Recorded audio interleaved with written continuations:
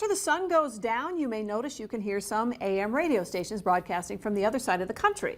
Jacob Morris explains how this is possible due to a special layer of our atmosphere. You might be surprised at what you can hear when scanning an AM radio at night, thanks to electrons floating around many miles above our heads. Earth's ionosphere exists due to radiation from the sun and contains many electrically charged atoms and molecules.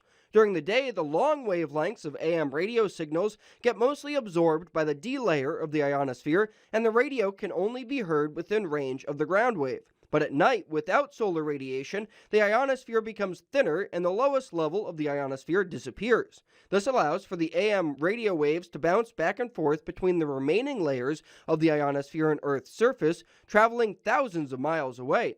This is referred to as skywave propagation, or the skip. Because of this phenomenon, if all AM stations operated the same at night as they did during the day, there would be massive interference of radio signals. To avoid this, most AM stations either cease transmission at sunset or reduce their power.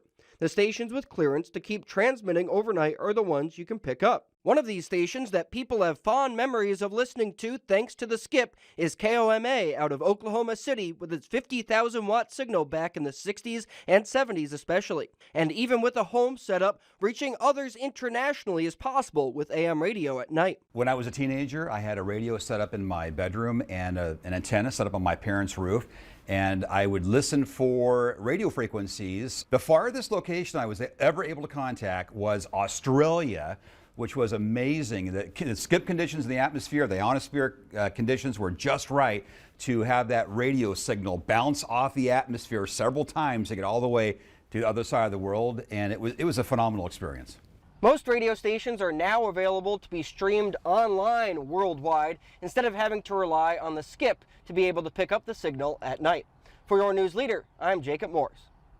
Well, I can remember listening to baseball games on the radio late at night. I bet you can, Alan, and indeed I was just going to say the same type of thing. We can hear stations in Denver frequently here in North Dakota, and of course KFYR 550 AM, powerhouse signal here in the Northern Plains broadcasting out there.